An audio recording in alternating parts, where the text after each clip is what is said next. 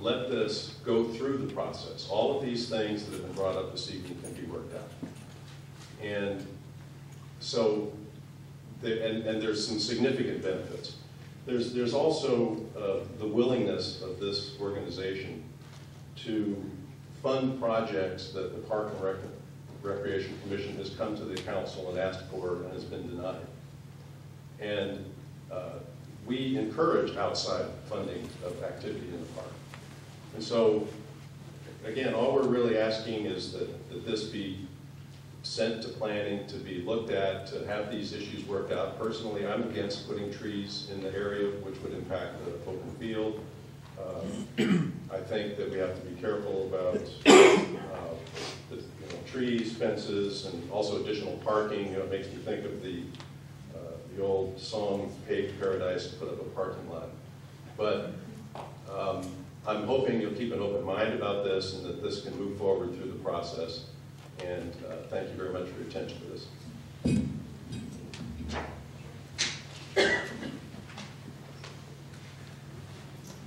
Hi, I'm Gina Ryan, and I'm a resident in Lindenwood, and I have 2 children. They play USO, Little League, and tennis with Alan. And this park is very near and dear to our hearts, and I feel like it is just wasting away. And I feel like it's such a gift that we have the Little League coming with this much compassion to present such a wonderful opportunity, and I think it definitely should be considered. I really, really do. And I know that there's a lot of people behind us.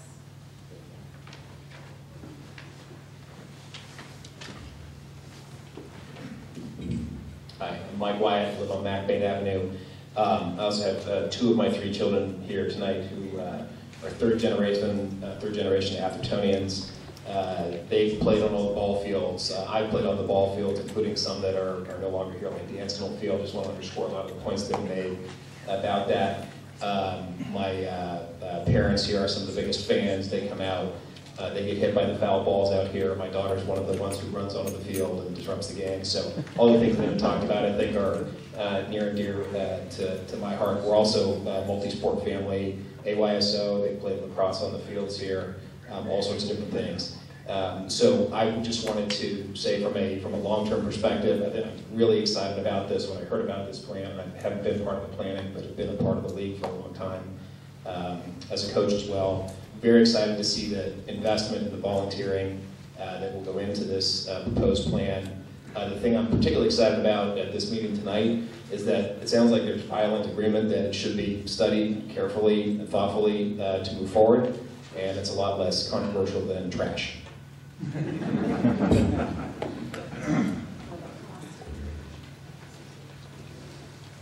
Hello, my name is David Wright. I live on Holbrook, and I'm on the Parks and Rec Committee, and I'm also been a volunteer for AYSL for 6 years and volunteer for Little League Baseball for 6 years.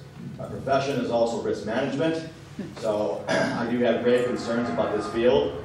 If anyone's been on this field lately, it is a disaster. And quite frankly, on the Parks and Rec Committee, I'm embarrassed that we asked for Little League for $5,000 a year for so-called maintenance of this field, and no maintenance gets done, okay?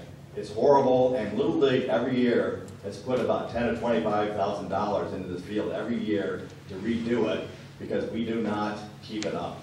And in my opinion, it is a liability, and I think this is a gift to the park. We should not overlook it. We're not increasing the footprint of this thing at all. And yeah, I don't know about the trees and all that's all can be worked out. But in my opinion, this is something that should go forward. And being in youth sports for a long, long time and playing youth sports, we just don't have enough fields in the peninsula at all. And I just think this is a travesty this doesn't go forward. So thank you very much.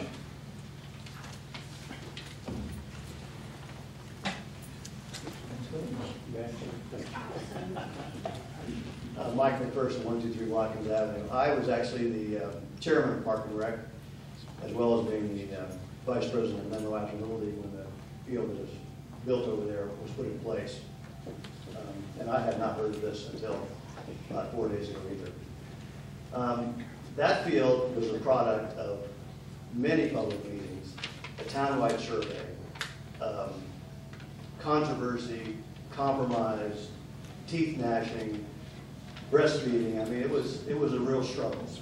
But we got it done. It got done, and it has served the town well for 10 years. Now, that doesn't mean that things don't change and things need to be upgraded, but the whole process of coming before the public body for deliberation and getting input from neighbors and community groups such as the Foundation of Dames, and making sure that the needs of the other youth sports that use the field are taken into account by virtue of bringing them into the process is, I think, extremely important. So I also I don't disagree with moving forward. I think we should move forward. But I think that the plan that's been presented is not one that we should be moved forward with. I think the plan is what should be moved forward with is the idea to improve that field and get a field utilization plan put forward by all the youth sports together, have them working collaboratively, and come in front of the Park and Rec Commission, the Dames, the Foundation, ultimately the council, with a unified front, and so that they're all on the same page. That would be my recommendation. Thank you.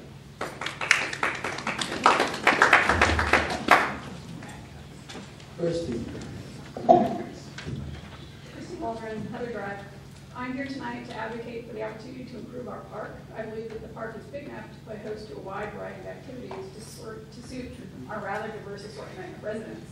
Fuller Palmer is truly a unique and terrific community resource. In the 10 years that I've lived here in Atherton, I've sent my kids to preschool here, hunted Easter eggs in the lawn there, planted rhododendrons over there, dug the china and back in the sandbox over there, rented the meadow for birthday parties, coached soccer practice, attended doggy obedience class, and watched a lot of baseball. Next spring, I look forward to starting seedlings in the new hoop house. Just this Saturday, I'll be in the pavilion here for a workshop on sudden oak disease, and then I'll walk over to the baseball park to watch my kids. All this to say, it's a terrific park. We have so many activities and so much community support that goes into this park. I really advocate for this baseball field and some of these improvements, and I think that it all can coexist. I received quite a bit of email over the last few days concerning the baseball field. There's lots of questions to be answered, but this is just the first step. Hopefully this will go on to the Planning Commission. I urge you all to send it there. That's where we can have lots of public input and discourse. We can resolve all the issues. This is just the first step, and I'm confident that our community can step forward and provide first-class facility for all of our users here in the park. Thank you. Are there any other public comments? Shirley?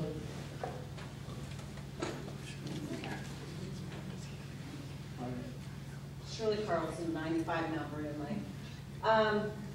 We've come a long way, and this is such a great opportunity. And I have to tell you, we had 20 to 35 parents and children come and help hide Easter eggs this year. We have never had that much help at our Easter egg hunt. And it's wonderful that they all came out to help us. And, I think it speaks volumes of a new spirit that has emerged from all this. And I ask and I encourage you to allow it to go through the process, and that is what the Park and Rec wanted to do. This is a new adventure. We need to explore it. There's no question. We want to share our fields. We want quality fields. We need to partner ourselves, and it's a fabulous opportunity, and I encourage you to let it go forward for a new community that's evolving. Thank you.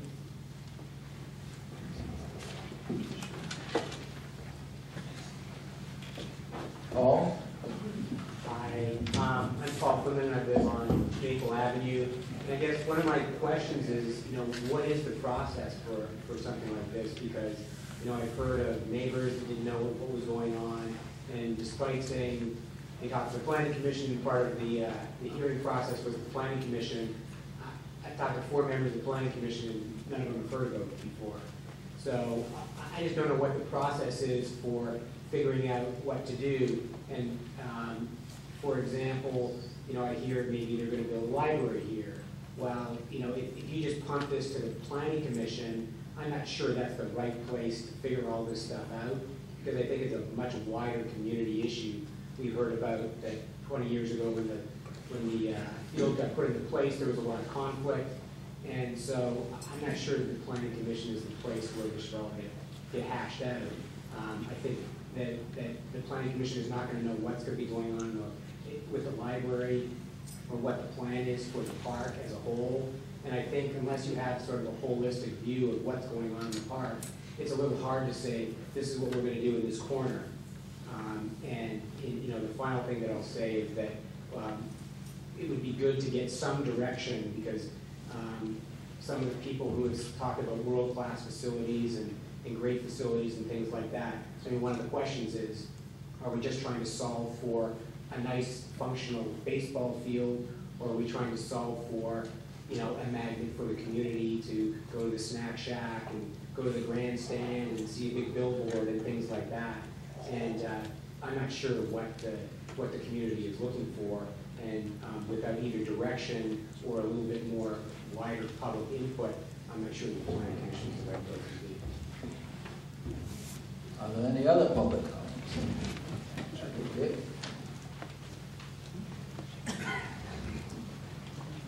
Hi, I'm Richard Moore, 199 Burns.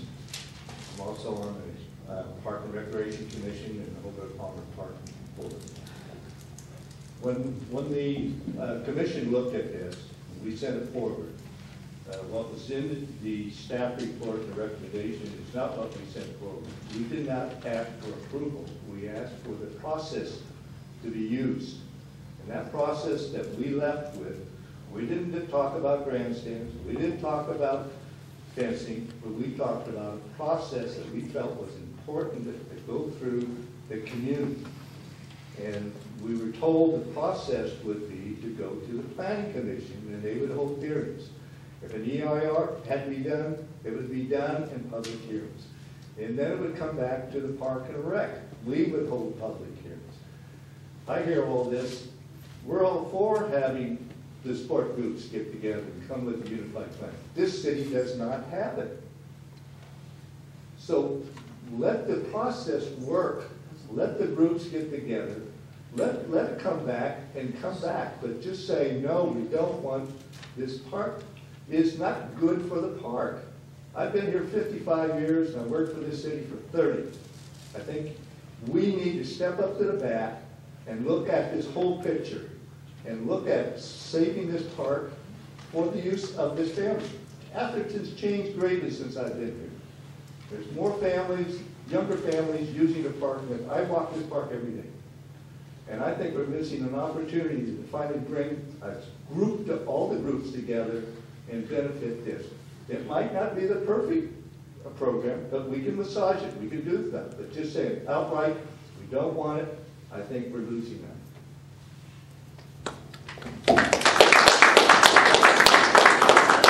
Anybody else? Well, Denise? I'll repeat a few things that have already been said, but given that it's a public park, I would encourage you to be open to the idea that it should go through a public process, and process is important. Secondly, I would encourage the community at large and you to look at this independent of the money. It is about a long-term proposition, and it's not necessarily about what it is, but it's how it's done, and it should stand on its own merits, independent of the money, which is wonderful, and it's great it's being offered, but it's either a good long-term proposition for the community or not. I don't have an opinion either way, but I do feel that public process is important, and that when a public park is involved, that uses should stand on their own merits. Thank you.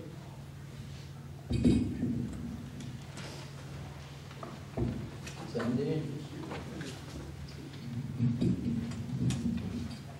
Well, I had a great speech to give, but everybody else has said it. So all I can say is I'm on the foundation board. I've been on the foundation board longer than I can remember. Denise has hit the nail on the head, as well as many of the others. Whether we want to see more density in the park is going to have to be something that the council and the planning commission is going to have to decide. But what I want to stress is that we, as a foundation member, this is my first time I've heard of it, that there's been outreach. I don't know that I really sensed that or not.